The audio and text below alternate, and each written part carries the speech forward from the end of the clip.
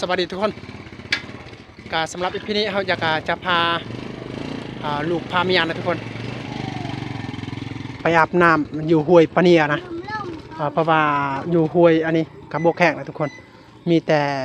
นำเขากินเท่านั้นเขาอาบกับบ่พอก็เลยอยากจะพาลูกพาเมียไปอาบน้ำที่ห้วยปะเนียนะนับแต่นี้ไปหาจุดที่เขาอยากอาบน้ำกับประมาณ2 กิโลหรือว่า3 กิโลประมาณนั้นแหละทุกคนเพราะว่าอยู่บ้านตึบเนื้อนะเดี๋ยวนี้กลับไปพร้อมด้วยลูกเมียและลูกอีกผู้หนึ่งกลับไปก่อนแหละทุกคนนี่เอาเดินทางทุกคนไปอาบน้ำน้ำกันนี่แหละช่วงนี้มันห้วยทุกสายมันบกแห้งเดี๋ยวนี้เขาจะไปอาบอยู่ห้วยใหญ่เลยทุกคนเลยยังแต่กินเท่านั้นอาบ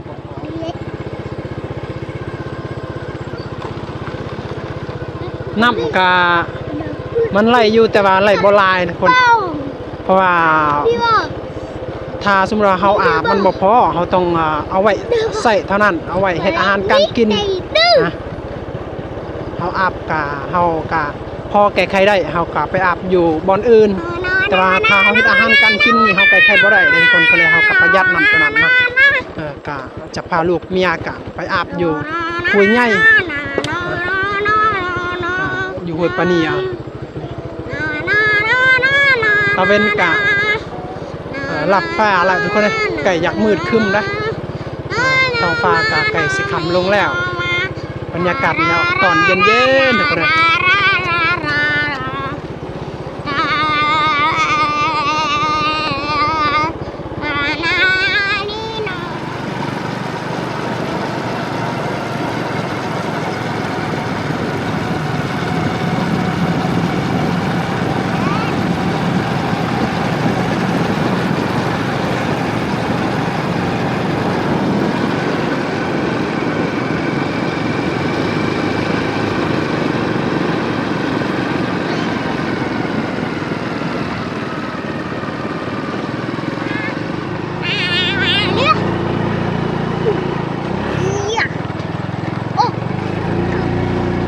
saya kan mau saya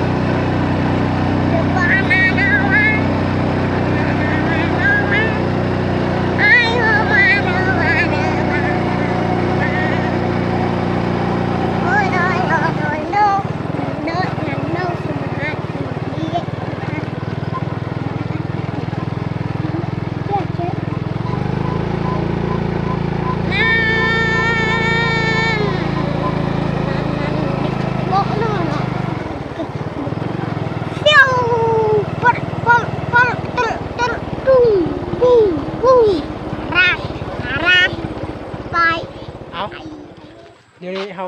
กำลังหอดบ้านตึบเนื้อแล้วว่าหอดจุดหมายปลายทางเขาอยากอาบน้ำนะทุกคนนี่ไปลงไปเสียละนี่บรรยากาศมืดๆแหละแบบนี้เสีย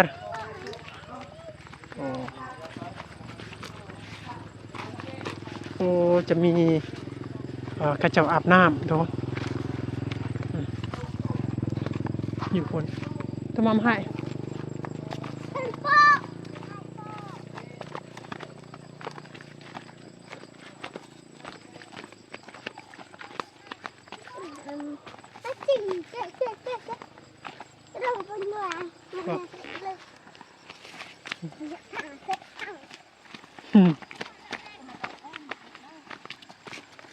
โอ้โหมืดคึม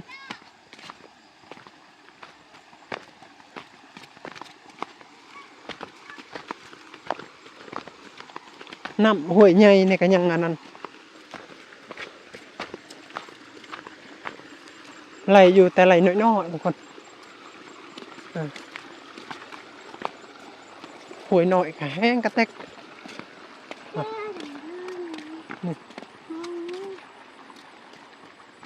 โอ้โหเปื่อนขนาดเลยนะ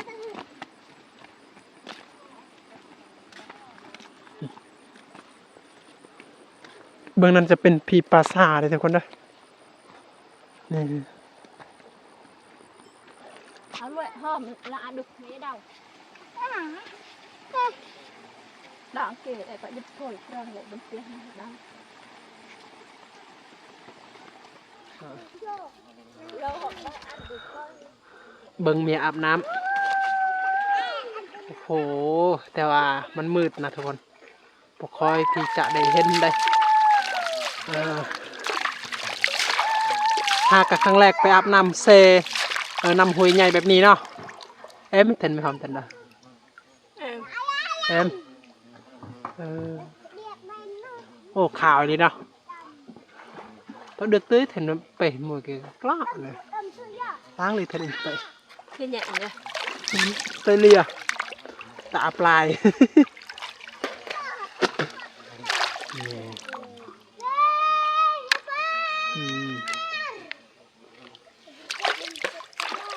ô xe đàiมันbộ chèn đây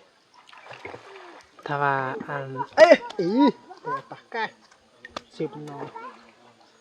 tao xem nó mất khắp cứ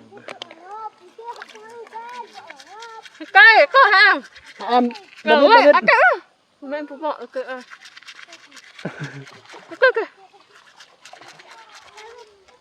cái vợ đầm bờ ạ càng khờ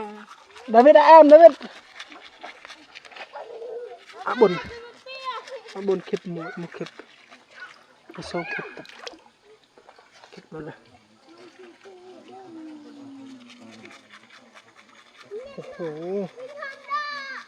ตกลงเพื่อก็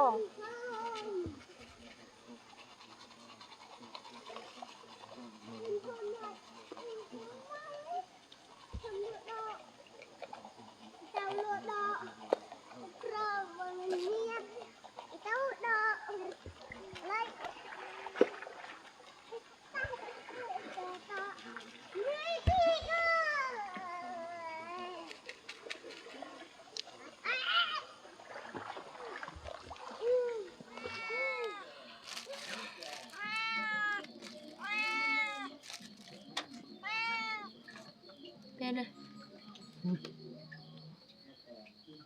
đây này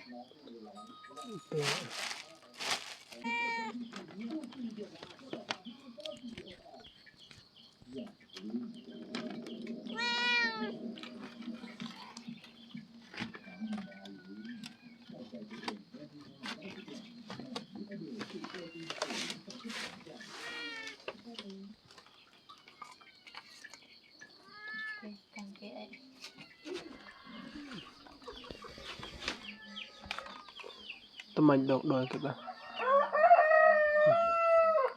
chặt chặt cho bộ cho hả đột đồi cơไปสักข้าวโอ้เนาะกินข้าวเจ้าอะไรมาเนี่ยทุกคนเลยเมียกำลังเตรียมใส่ข้าวในติ๊บเพราะว่าไปสักข้าวไปช่วยพี่น้องสักข้าวแต่ว่าข้าวนี่ของไผของมันแต่ว่าอาหารนี่เจ้าของเพิ่นออกนะข้าวนี่เป็นข้าวสีเตเวียได้ทุกคนเลยเพราะว่าบ่มีข้าวกินและมัดและเด้นี่นะก็เลยเราก็ต้องจำเป็นถ้ามีเงินก็ซื้อข้าวมาแต่เวียดแหละทุกคนเรากินข้าวเจ้าข้าวเหนียวมันแพงก็เลยซื้อข้าวเจ้าเอา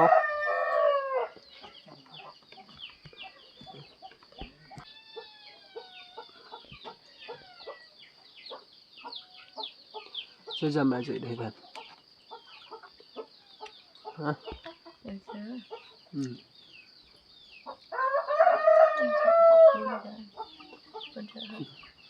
ตื่นแต่4 โมงพอละตื่นเฮ็ดอาหารหุงข้าวอาหารการกินทุกคนแต่4 โมงเลยเป็นตื่นทุกคนสมพอเนาะหน้าตางาม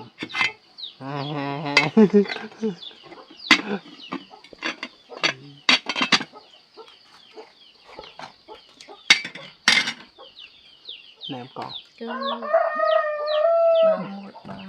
เนี่ยมดโอ้